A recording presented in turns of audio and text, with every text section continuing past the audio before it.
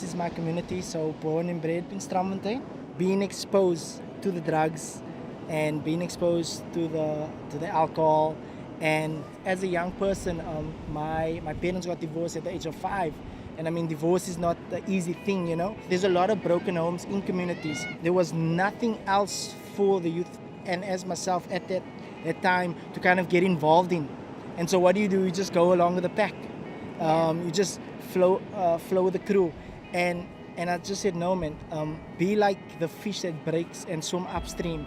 You know, to say, why do you have to swim with the school? Why can't you be the one that's going to pioneer something?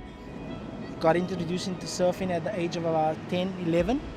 And it really kept me away from a lot of destructive lifestyles and habits that was happening in the community and amongst the youth in general. So coming to the place, to the beach, place of escape, just a place of tranquility and just finding peace. And just one thing about the ocean is anybody can enjoy it. The thing about getting out there is you got to concentrate on what you're doing. You're not trying to catch a wave and thinking about the 4 things that went wrong at home. No, you can only concentrate on getting that wave. With the right positive mentorship, if you can just have people that will take time out to spend time with youth, get to see what they love, then you would be able to bring that out of them. Everyone is a genius, but if you judge a fish by how it climbs a tree, it will live its whole life thinking it's stupid. And I think that's what we have in today's society, is that we're not looking for the genius in somebody, but you're having youth that are always been told you're not doing enough or you're not good enough. And I'm thinking, you know, let's identify the genius in every child and let's begin to nurture that and mentor that.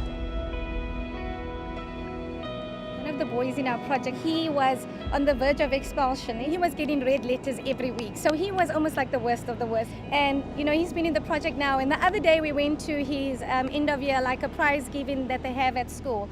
And they called him up to be a prefect. And a couple of weeks later, the teacher actually sent an SMS to the mom saying your son got, I think it was 96% for his final maths mark.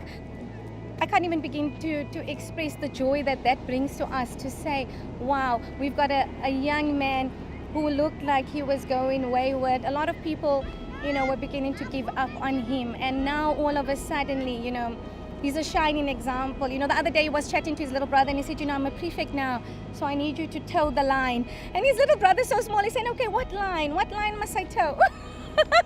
You know, but just seeing that all of a sudden, these kids are not seeing shacks, but they're seeing a future, they're seeing a potential, they're seeing a vision, and that's what we wanted for them, to break them out of the mindset that you are no one going nowhere, to say you are a someone and you're here for a purpose and you are going to be the best you that you can be on the earth, and we will do everything we can to help you.